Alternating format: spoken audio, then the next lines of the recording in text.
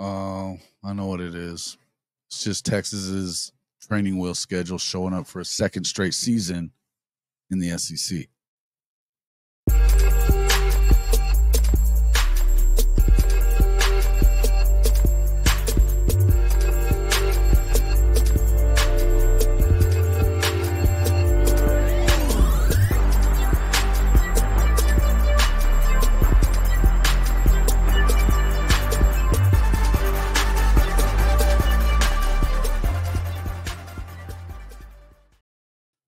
Welcome back to Hall of Fame College Football Sooner Magic Podcast. I'm your host, Jason Watkins, and if you love college football, particularly Oklahoma Sooner football, you're definitely in the right place.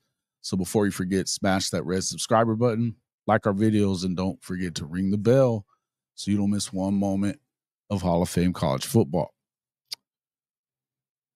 Well, the SEC decided to change course on Wednesday. And it's kind of a weird thing the way that they did it too, because I think everybody knew, and I'm pretty sure everybody knew that they were going to stick with 8 games heading into 2025, so that the first 2 years, everybody in the SEC will have gotten a crack at both Oklahoma and Texas. They reversed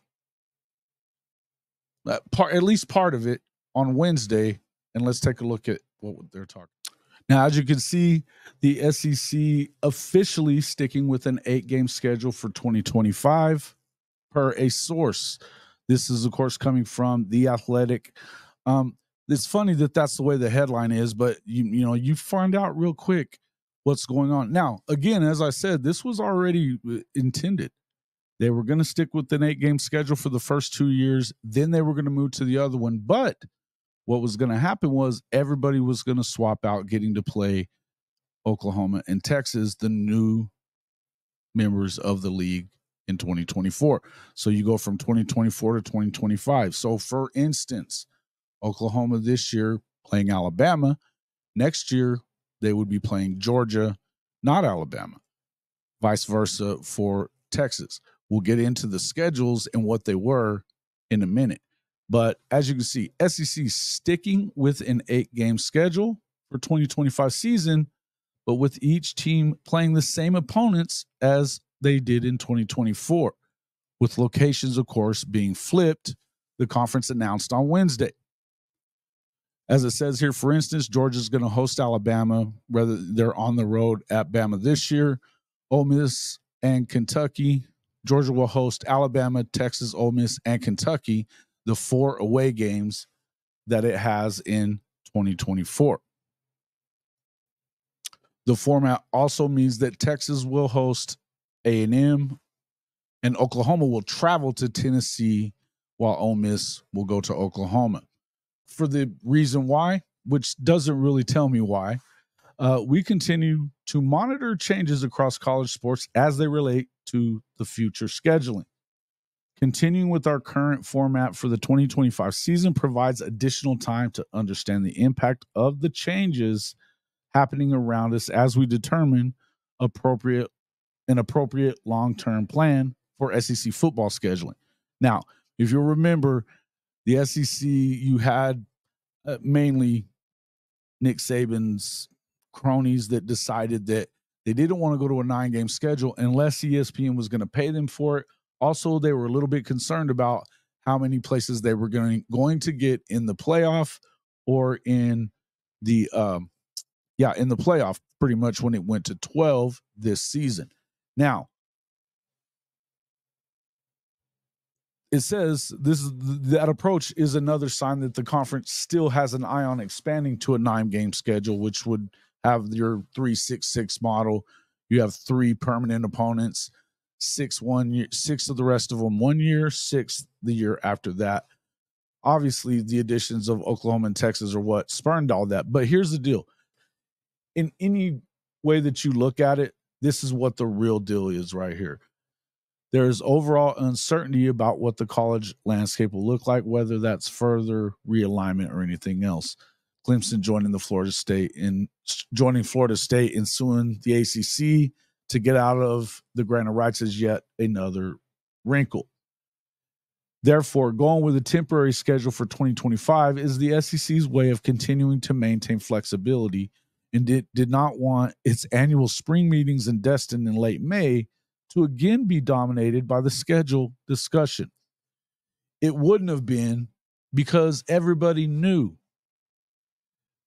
Why would it have dominated discussions in Destin at the SEC meetings? Everybody already knew that in 2025 it would remain an 8-game schedule, the same as it is in 2024, and the other opponents, the other 6 opponents that you didn't play in 2024 from the SEC, you would play them. So, for instance, where Georgia's playing Texas this year, Georgia would be playing Oklahoma next year. Everybody who played Texas in 2024 would be playing OU the next year. So it would have basically reversed the schedules, which, as you'll see, Texas had an absolute training wheel, junior varsity, however you want to put it, schedule. And for whatever reason, they get it again. So as you can see here, they updated the schedule and announced it for 2025 here. And it essentially just flips the opponents from the year before, because as you saw this season coming up, 2024, Texas is hosting games against the Florida Gators, the Georgia Bulldogs, Kentucky, and Mississippi State. They would have had road games. They have road games coming up in 2024 against Arkansas. The Red River game, of course, in Dallas against Oklahoma. They are considered the road team in 2024. Texas A&M is going to be at A&M this year. So next year they will play in Austin against the Aggies, and then you've got Vanderbilt at home next season as well. But as you see, Oklahoma now, where OU has, and everybody already kind of pretty much has talked about the fact that OU did not get any love from the SEC for their first season in the league. They've got road games, of course, at Auburn, at LSU, at Ole Miss, and at Missouri in 2024. Those games, of course, will flip to next season, but we're still talking about probably a quite improved Auburn squad with Hugh Freeze. LSU, it's LSU. Then you've got Ole Miss and Lane Kiffin, and then Drink and Mizzou. We'll see what they're about. But that means next season they will go on the road. They were hosting games against Alabama, South Carolina, and Tennessee in 2024, but will now, of course, be on the road in 2025 as well, at Tuscaloosa, in Columbia, South Carolina, at Knoxville, at the 100,000 plus seat stadium at Tennessee for a second game against Josh Heupel and the Vols. And then, of course, again, the Red River is in Dallas, but, it's considered an away game for the Sooners. Look, there's other teams from the SEC would probably be hoping for a little bit of breathing room in 2025. But, I mean, look at Florida. They always play Georgia. That wouldn't change. But that means that they got to play Texas again.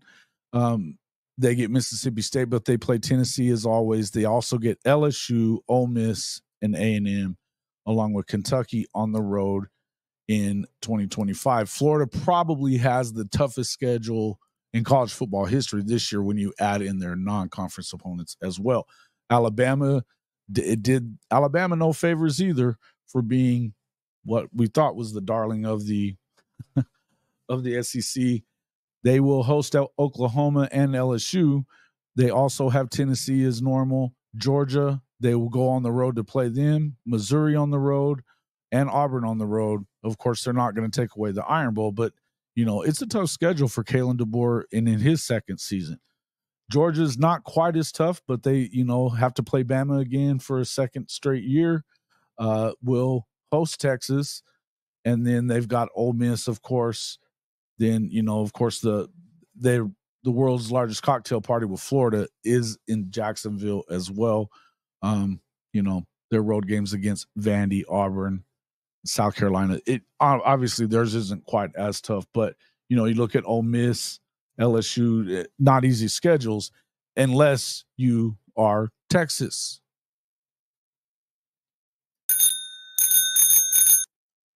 Yeah.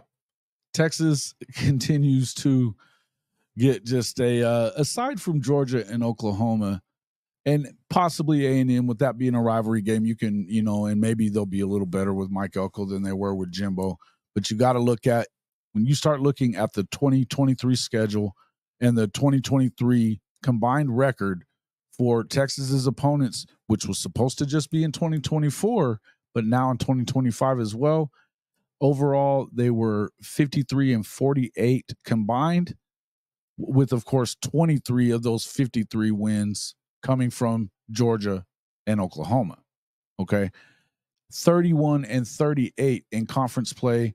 Georgia, of course, 13-1, 8-0 in conference. Oklahoma, playing in the Big 12, was 10-3, 7-2. There's only two other schools that finished with a winning record in 2023. Of course, A&M at 7-6. They were 4-4 in the conference. Kentucky was also 7-6. They went 3-5 in the SEC. But they play Florida, who was 5-7. 4-8 Arkansas, that was 1-7 in the SEC. And then you've got Mississippi State at 5-7, 1-7 in the SEC. And then Vanderbilt, 2-10 overall, 0-8 in the league. Look, overall, they had a +5 over 500 record. There were 8 games below 500 overall in the conference. If you take away, though, Georgia and Oklahoma from their conference opponents, they are combined 30-44 in conference play from last year. That's 14 games below 500.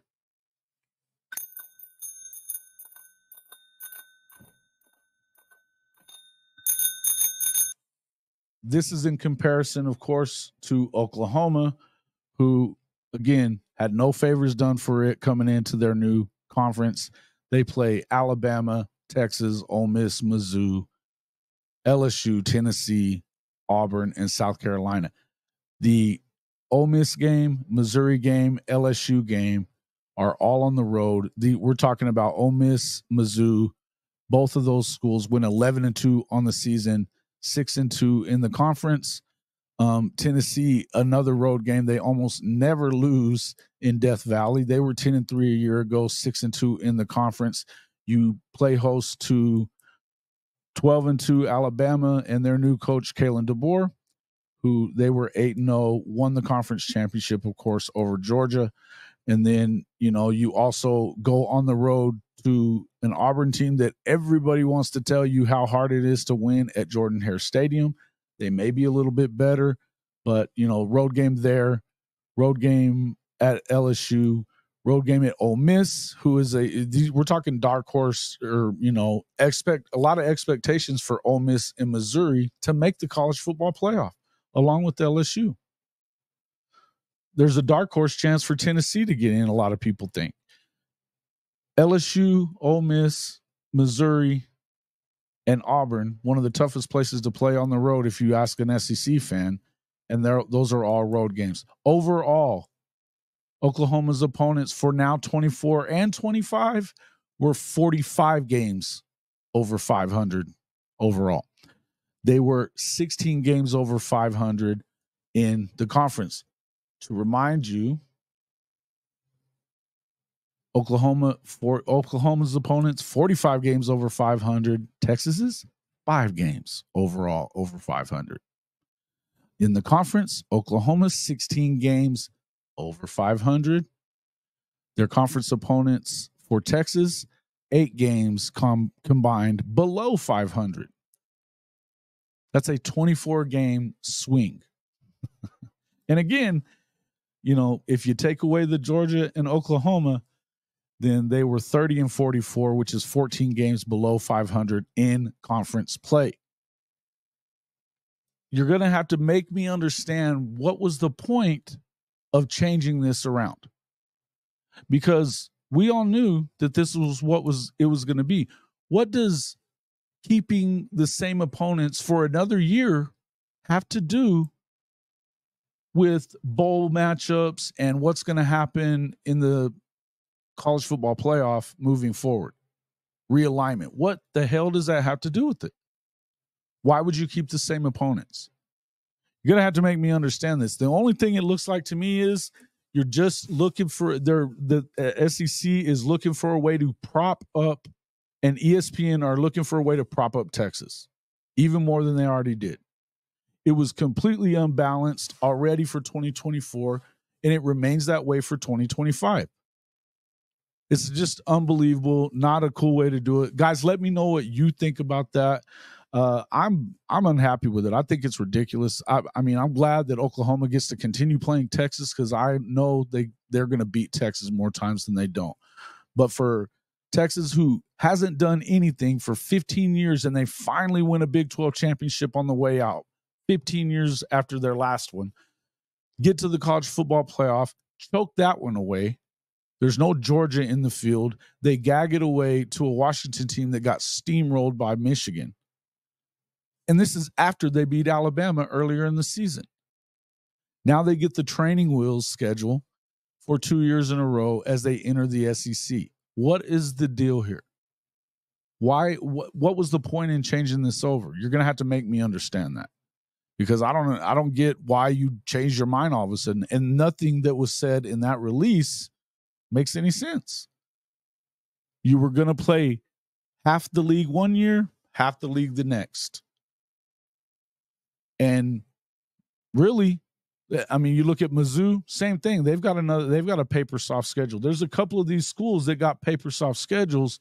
Why are we propping up Missouri and Texas and not Georgia and not Alabama and not Oklahoma?